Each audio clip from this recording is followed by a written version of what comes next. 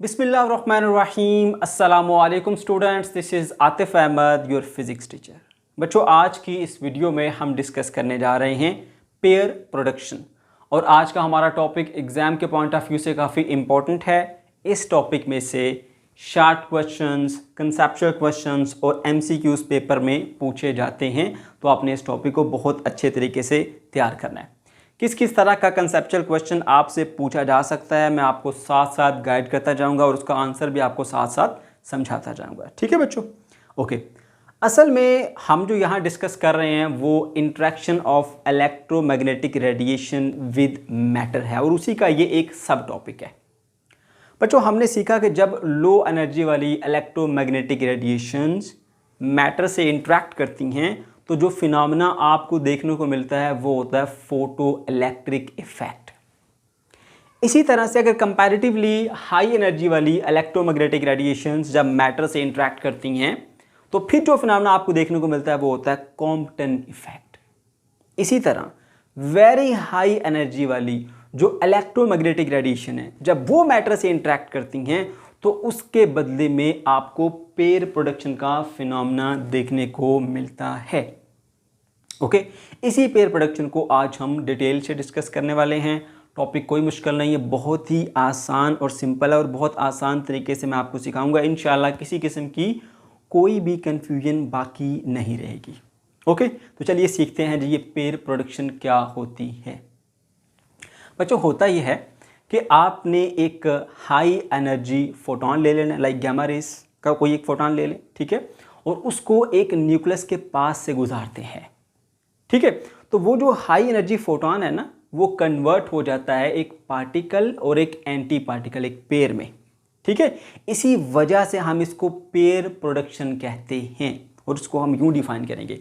Paper में आपने इसको कैसे लिखना है ये मैंने हेडिंग्स बनाई हैं, इसी तरतीब से आप इसको अपने नोट्स भी बना सकते हैं, इसका स्क्रीनशॉट भी आप ले सकते हैं, अपने पास महफूज कर सकते हैं। पेपर में जाने से पहले इसको आसानी से रिवाइज कर सकते हैं। पॉइंट्स इसलिए बनाए हैं ताकि सारे के सारे पॉइंट जल्दी से आप इसको रिव्यू कर सकें। ठीक है, पेपर में टाइम कम होता है तो आपको मुश्किल ना हो बुक से पूरी स्टेटमेंट्स को रीड ना करना पड़े। तो पहली हेडिंग क्या है जी, पेयर प्रोडक्शन का introduction. A process in which a high energy gamma ray photon disappear by producing a pair of particle and anti-particle। तो इतना सा आसान सा कंसेप्ट है ये। क्या होता है, एक हाई एनर्जी फोटोन होता है लाइक गामा रे फोटोन, ठीक है, वो एक न्यूक्लियस के पास से गुजरता है, वो फोटोन डिसअपीयर हो जाता है, खत्म हो जाता है, ठीक है, और बना देता है जी एक पार्टिकल और एक एंटी पार्टिकल। ठीक है, और यहाँ पर एग्जाम्पल के तौर पर मैं बता देता हूँ जी, पार्टिकल में अगर इलेक्ट्रॉन है तो एंटी पार्टिकल उसका आ जाता है जी पॉजिट्रॉन। मैं अभी समझाता हूँ ये चीज़। ठीक है, व्हेन इट पासेज नियर और close to the heavy nucleus, जब ये किसी हैवी न्यूक्लियस के पास से गुजरता है। तो इतना सा छोटा सा कंसेप्ट है। क्या सीखा पेयर प्रोडक्शन में, ये होता है जी एक हाई एनर्जी गामा फोटोन होता है, वो एक न्यूक्लियस के पास से गुजरता है तो वो डिसअपीयर हो जाता है और कन्वर्ट हो जाता है पार्टिकल और एंटी पार्टिकल के अंदर। ठीक है, अच्छा, अब इसकी जो इक्वेशन लिखना चाहते हैं तो गामा रेस को हम इससे शो करते हैं, गामा सैम्बल उसका, ठीक है, और ये कन्वर्ट हो गया ई नेगेटिव एंड ई पॉजिटिव में। ई नेगेटिव मैं यहाँ पे शो कर रहा हूँ इलेक्ट्रॉन के लिए और ई पॉजिटिव जो है वो आ जाएगा प्रोटॉन पॉजिट्रॉन के लिए। ठीक है, अच्छा, अब आप लोगों को यहाँ पे प्रॉब्लम हो रही होगी कि सर ये पार्टिकल और एंटी पार्टिकल क्या है, ये पॉजिट्रॉन क्या है, तो इसलिए पहले मैं आपको ये क्लियर कर देता हूँ कि ये एंटी पार्टिकल क्या होता है। बच्चों, इस दुनिया में मौजूद जितने भी पार्टिकल हैं इन सब का एक एंटी पार्टिकल पाया जाता है। ठीक है, इसी तरह जो हमारे पास इलेक्ट्रॉन है ये भी एक पार्टिकल है, इसका भी एंटी पार्टिकल पाया जाता है जिसको हम पॉजिट्रॉन कहते हैं। ठीक है, और इस पॉजिट्रॉन को किसने डिस्कवर किया था, मैं आपके साथ एक इन्फॉर्मेशन छोटी सी शेयर कर देता हूँ। बच्चों, ये बात है 1928 की, एक साइंटिस्ट है जिनका नाम था पाउल डायरेक। ठीक है, तो डायरेक ने ये डिस्कवर किया था एंटी पार्टिकल जो कि पॉजिट्रॉन है। ठीक है, अच्छा, अब ये पॉजिट्रॉन है कैसा। बच्चों, ये बिल्कुल इसका मैस इलेक्ट्रॉन के मैस के जैसा है, यानी उतना ही मैस जितना इलेक्ट्रॉन का मैस उतना ही पॉजिट्रॉन का मैस होता है। बात ये याद रखनी है आपने क्योंकि आगे इस्तेमाल होगी। पॉजिट्रॉन है क्या, एक एंटी पार्टिकल है। किसका एंटी पार्टिकल है, इलेक्ट्रॉन का एंटी पार्टिकल है। ठीक है, इसका मैस जो पॉजिट्रॉन का है वो एग्जैक्टली इलेक्ट्रॉन के मैस के इक्वल होता है। ठीक है, जितना इलेक्ट्रॉन पर चार्ज होता है उतना ही पॉजिट्रॉन पर भी चार्ज होगा। ठीक है, और एक चीज जो फर्क में है वो क्या, कि जो चार्ज की नेचर है ना वो ऑपोजिट है। यानी इसके ऊपर अगर नेगेटिव चार्ज है ना तो पॉजिट्रॉन के ऊपर कौन सा चार्ज है, पॉजिटिव चार्ज है। ठीक है, बात समझ आ गई। तो एंटी पार्टिकल मैंने बता दिया, हर पार्टिकल का एक एंटी पार्टिकल इस दुनिया में एग्जिस्ट करता है। ठीक है, इसी तरह इलेक्ट्रॉन का जो एंटी पार्टिकल है वो पॉजिट्रॉन होता है, जो मैस में इसके इक्वल होता है, चार्ज में मैग्नीट्यूड इसका जितना इस पर जितना चार्ज उतना ही चार्ज इस पर भी होता है, लेकिन नेचर वाइज एक दूसरे से चार्जेस इनके अपोजिट होते हैं। ठीक है, और इस पॉजिट्रॉन को डिस्कवर किसने किया था, पॉल डायरेक्ट ने इसको डिस्कवर किया था 1928 में। ठीक है, ये एक एक्स्ट्रा इन्फॉर्मेशन मैंने आपके साथ शेयर कर दी। ठीक है, तो यही पॉइंट जो मैंने आपको अभी बताया वो यहाँ पर लिखा भी है, it has same mass as electron, जितना इलेक्ट्रॉन का मैस उतना ही मैस इसका है। ठीक है, और इक्वल उसके ऊपर चार्ज भी इक्वल होता है बट अपोजिट। बात समझ गए, चार्ज सेम होता है मैग्नीट्यूड में। ठीक है, नेचर अपोजिट होती है चार्ज की, यानी एक पे नेगेटिव एक पे पॉजिटिव होता है, मैथ दोनों का क्या होता है, सेम होता है। तो ये था छोटा सा इंट्रोडक्शन एंटी पार्टिकल का और ये पॉजिट्रॉन का। ठीक है बच्चों, अच्छा जी, अब यहाँ पर एक और कंसेप्चुअल क्वेश्चन समटाइम आपसे पूछा जा सकता है कि मटीरियलाइजेशन ऑफ एनर्जी ये क्या होती है, या एमसीक्यूज में भी अक्सर ये चीज़ पूछी जा सकती है, तो कोई मुश्किल काम नहीं है बच्चों। बस इतना सा माइंड में रखिए कि ये मटीरियलाइजेशन ऑफ एनर्जी का मतलब है कि भाई आपने एनर्जी को मैटर में कन्वर्ट करना है। तो ये जो पेयर प्रोडक्शन का फिनोमेना है ना, ये असल में मटीरियलाइजेशन ऑफ एनर्जी ही तो है। हमारे पास ये एनर्जी तो आ रही है, फोटॉन एनर्जी तो है। ठीक है, और वो क्या होता है, जब एक न्यूक्लियस के पास से गुजरता है तो वो कन्वर्ट हो जाता है इलेक्ट्रॉन में और पॉजिट्रॉन में, दोनों पार्टिकल हैं और एक दूसरे के ऑपोजिट हैं। ठीक है ना, तो पार्टिकल में कन्वर्ट हो गए। ठीक है, एनर्जी कन्वर्ट किस में होगी, पार्टिकल में, तो एनर्जी मैटर में कन्वर्ट हो गई ना, इसको बोलते हैं मटीरियलाइजेशन ऑफ एनर्जी। अब लिखना कैसे पेपर में, ठीक है, हेडिंग लगा के वो भी बता देता हूँ। इन दिस प्रोसेस, यानी पेयर प्रोडक्शन के प्रोसेस के अंदर, in this process energy is converted into matter. Pair production के प्रोसेस के अंदर एनर्जी मैटर में कन्वर्ट हो रही है। बहुत सिंपल सी बात है भाई, आपके पास एनर्जी आ रही है गामा रे और बन क्या रहे हैं, इलेक्ट्रॉन मिल रहा है आपको पॉजिट्रॉन मिल रहा है, ये भी पार्टिकल ये भी पार्टिकल, ये क्या था, एनर्जी था, तो भाई एनर्जी पार्टिकल में कन्वर्ट हो गई, सिंपली मटीरियलाइजेशन ऑफ एनर्जी। ठीक है, इसीलिए मैंने लिखा in this process energy is converted into the matter. ठीक है, in accordance with Einstein's equation E is equal to mc square and hence is known as materialization of energy। ठीक है, अब मैं थोड़ा सा इसके बारे में भी आपको वजाहत कर देता हूँ। ये जो आइंस्टाइन की इक्वेशन है E is equal to mc square, ये इक्वेशन ये कहती है कि भाई एनर्जी और मैस इंटर कन्वर्टेबल हैं, यानी एक दूसरे में तब्दील हो जाते हैं। ठीक है, आपने क्लास 10th में न्यूक्लियर रिएक्शंस देखे थे, वहाँ पे जो रिएक्टेंट का मैस होता है, जो प्रोडक्ट का मैस होता है, उसमें फ़र्क आ जाता था, फ़र्क होता था उसके अंदर। ठीक है, वो जो मैस में थोड़ा सा फ़र्क आता था वो कहाँ गया, वो मैस एनर्जी में कन्वर्ट हो रहा था।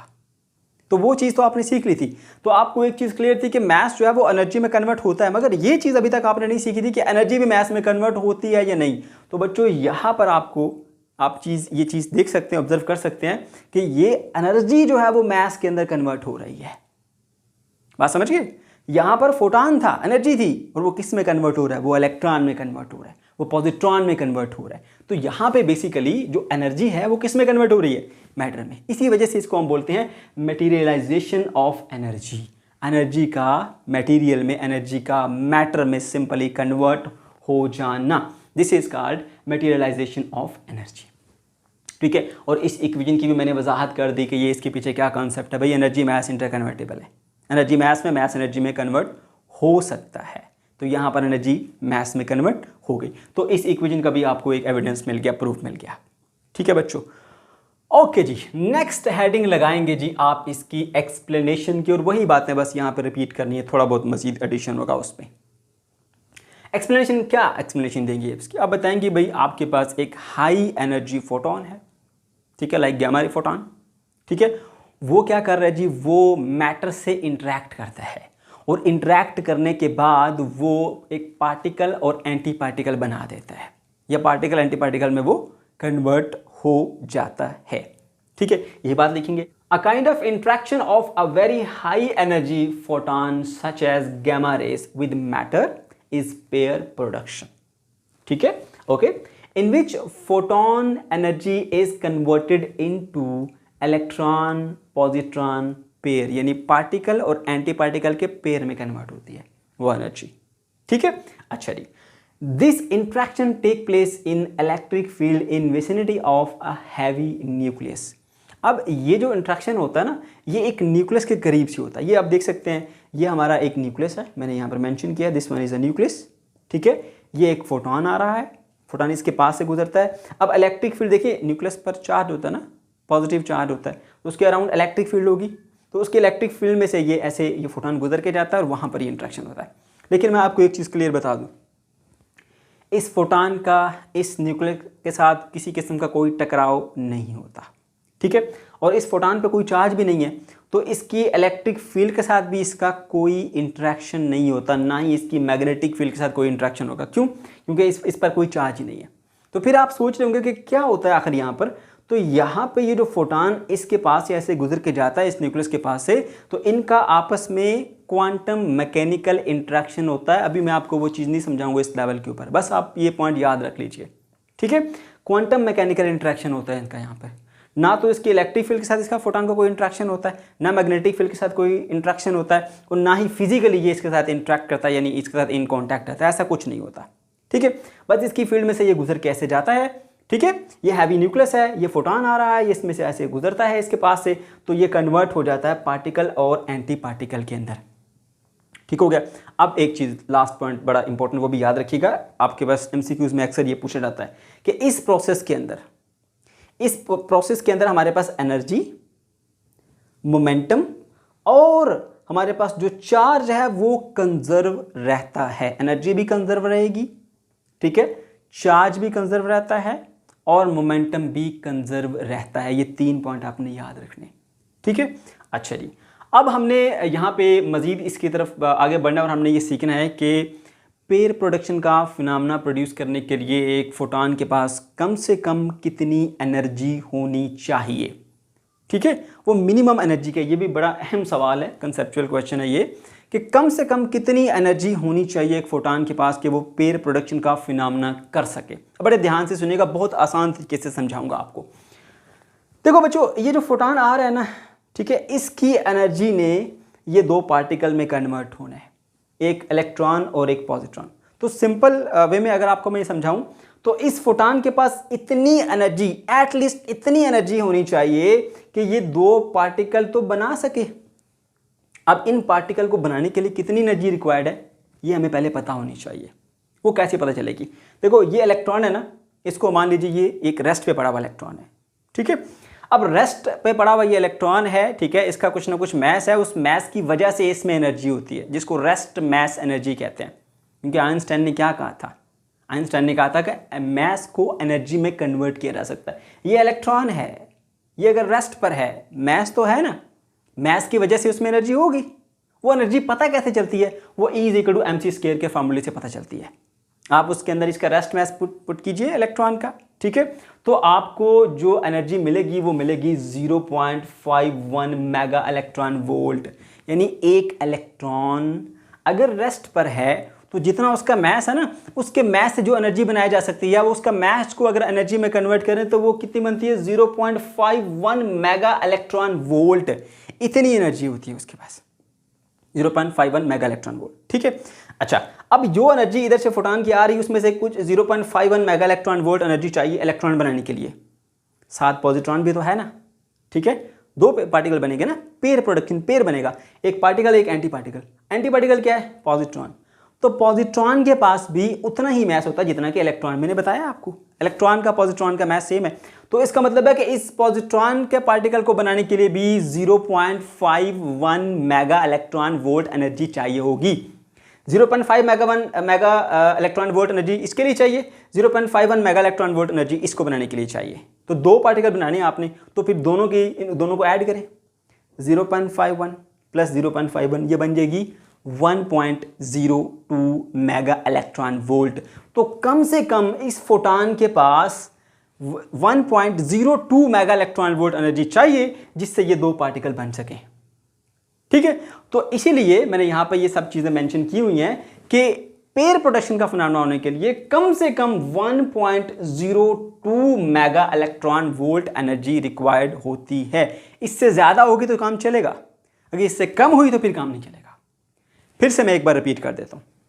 देखो बच्चों, ये जो फोटॉन है ना जो आ रहा है, इसने इलेक्ट्रॉन और पॉजिट्रॉन का पेयर बनाना है। इसकी एनर्जी जो है वो यहाँ पे पार्टिकल में कन्वर्ट होगी, ठीक है। तो इसके पास इतनी एनर्जी होनी चाहिए कि जिससे इलेक्ट्रॉन और पॉजिट्रॉन बन सके। अब ये जानने के लिए कि कितनी एनर्जी से इलेक्ट्रॉन बनेगा और कितनी एनर्जी से पॉजिट्रॉन बनेगा, उसके लिए क्या करेंगे, इसका जो मैस है ना, कम से कम एनर्जी की बात कर रहे हैं, इसका जो मैस है ना, रेस्ट मैस, उसको पुट करेंगे इस फॉर्मूले के अंदर, E=mc² और यहाँ से एनर्जी कैलकुलेट होगी, ठीक है। तो वो एनर्जी बनती है 0.51 मेगा इलेक्ट्रॉन वोल्ट। तो यानी 0.51 मेगा इलेक्ट्रॉन वोल्ट एनर्जी होगी तो एक इलेक्ट्रॉन बन सकता है। और ये पॉजिट्रॉन का मैस भी उतना ही होता है, इसको भी 0.51 मेगा इलेक्ट्रॉन वोल्ट एनर्जी चाहिए।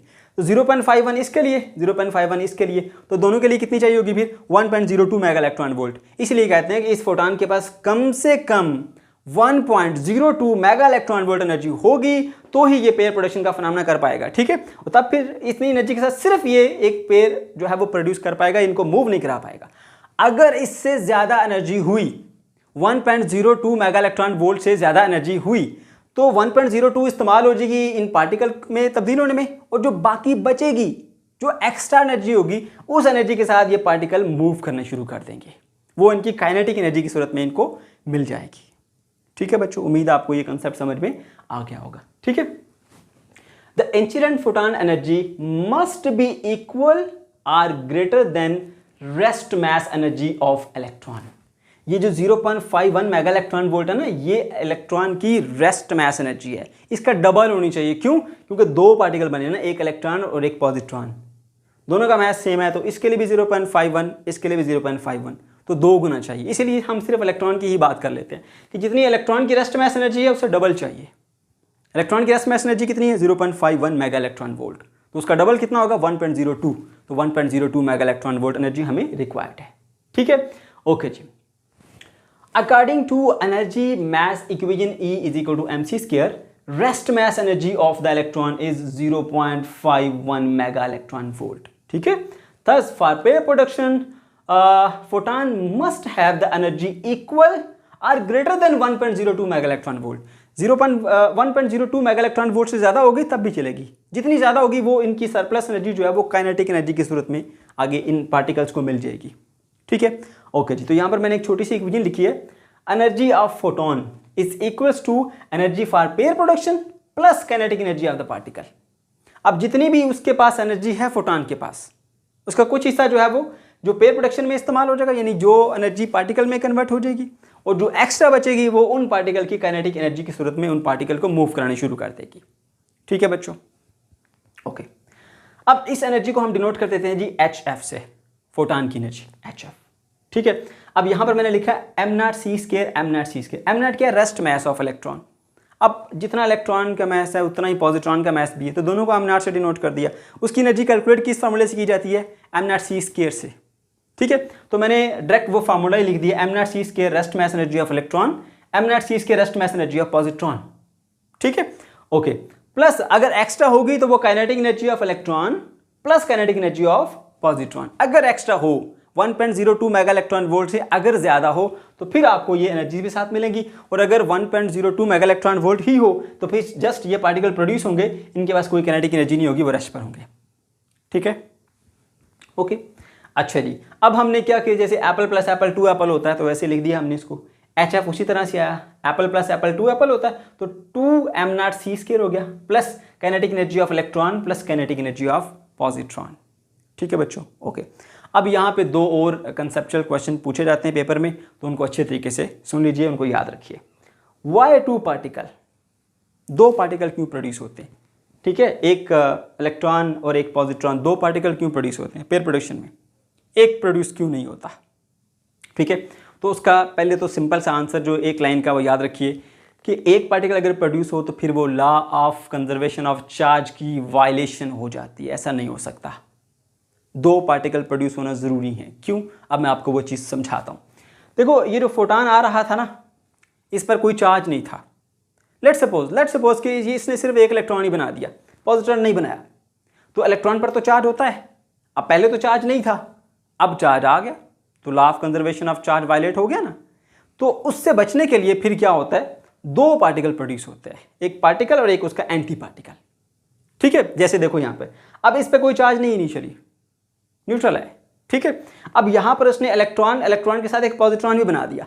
जितना पॉजिटिव चार्ज होता है पॉजिट्रॉन के ऊपर, उतना नेगेटिव चार्ज होता है इलेक्ट्रॉन के ऊपर। तो वो दोनों कलेक्टिवली एक दूसरे के इफेक्ट को क्या कर देंगे, कैंसल आउट कर देंगे।